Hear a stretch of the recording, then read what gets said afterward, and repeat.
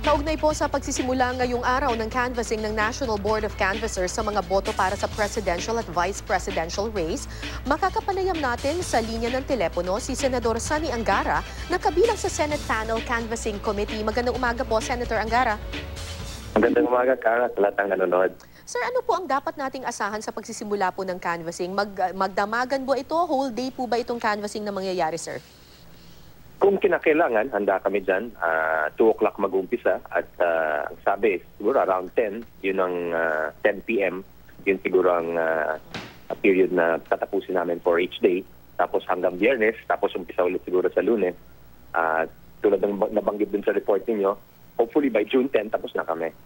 Okay, ano po ang opinion ninyo tungkol po dito sa hinihiling ng kampo ni Senador Bongbong Marcos na gawin pong magkahiwalay yung canvassing ng boto para sa pagkapangulo at pagka-vice-presidente? Kayo po ba sang-ayon dito o hindi po sang-ayon? Well, pag-uusapan namin yan sa National Board of Canvassers, yung Canvassing Committee na kinihit o ginawa kahapon ng Senado at saka Kamara. We have 14 members. Narinig ko naman sinabi ni Chairman ng Senate Panel, si Senator Pimentel, na wala naman pagbabawal sa rules na ihiwalay.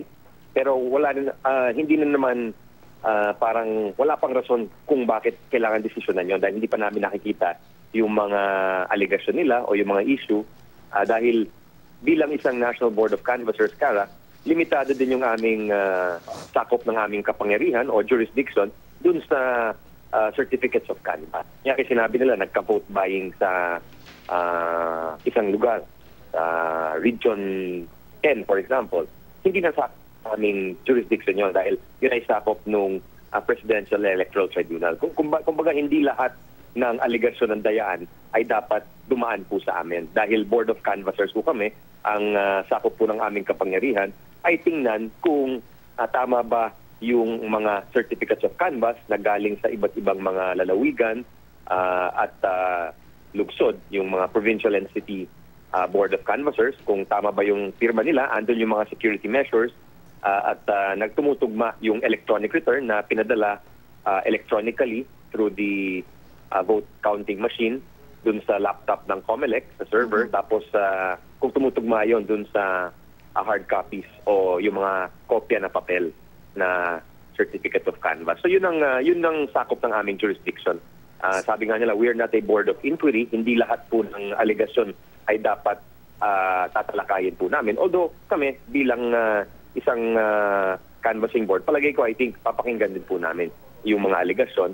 But meron tayong fixed or naka talagang jurisdiction sa ilalim ng batas. So sa madaling salita, sir, ang jurisdiction lamang ng NBOC ay doon lamang sa papel. Kumbaga yung hard copy and yung electronic transmission nitong mga election returns. Pero other than that, kung may discrepancy dito sa mga bagay na ito. Pero other than that, other issues related to the conduct of elections, hindi pwedeng pakialaman ito ng inyong komite, sir. Well, pwede namin pakinggan, pero at the end of the day, we have to make a decision. Kailangan namin i-decide kung sakop ba ng kapangyarihan namin. Dahil ang nakalagay sa Ligang Batas, Kara, is that bilang isang board of canvassers, tinitingnan namin yung authenticity and due execution of the election returns and certificates of canvass. So may kahulugan yan sa batas. Ano yung authenticity?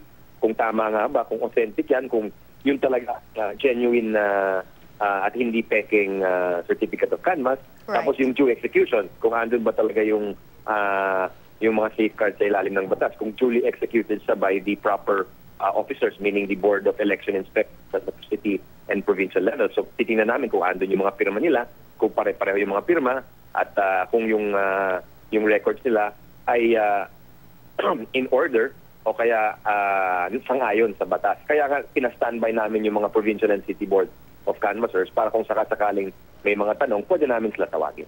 Okay, sir.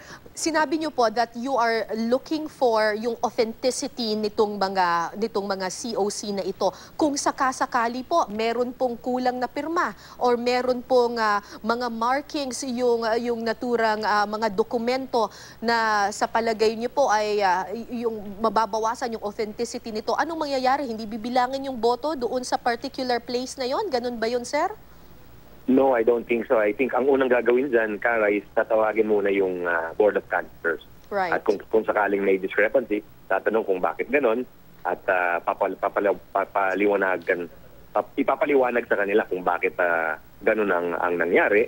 At usually, hindi ginagawa ng Board of Canvassers yung pupuntahan pa yung balota o yung ballot boxes. Okay. Yun ay trabaho po ng Presidential Electoral Tribunal. Okay. Ano ang posibleng senaryo na maganap para magkaroon ng hiwalay na pagka-canvas ng boto ng presidente at ng vice-presidente? Meron po bang nakasaad sa ating batas na kapag ganito yung senaryo na nangyari, kailangan hiwalay ang canvassing? Traditionally kasi sabay yan kinakanvas dahil isang certificate of canvas. Correct. Kara. Isa lang kasi yung dokumentong hawak. Yes. So ako, ayoko mag-speculate kung ano yung posibleng senaryo. Siguro depende na yan sa mga aligasyon ng mga parties. Kung meron silang aligasyon na maapektuhan yung resulta ng isang kandidato, pag-aaralan po namin. Okay. Yung proclamation ng presidente at vice-presidente, ito po ba'y matitiyak na magkasabay sila or may posibilidad po na magkahiwalay? Again, hindi natin alam, no? Kasi traditionally talaga sinasabayan dahil nakabase naman yan sa parehong certificate of canvass. So, as of this moment, I would say the general rule is magkasabayan. But there may be exceptions, pero hindi natin alam. Depende nga yan sa ilalabas na ebidensya o ilalabas na issue ng mga abogado o kaya ng mga kandidato mismo. Maraming salamat po sa inyo, Senador Sonny Angara, miyembro ng Senate Panel Canvassing Committee. Salamat ka. Salamat sa Jimmy.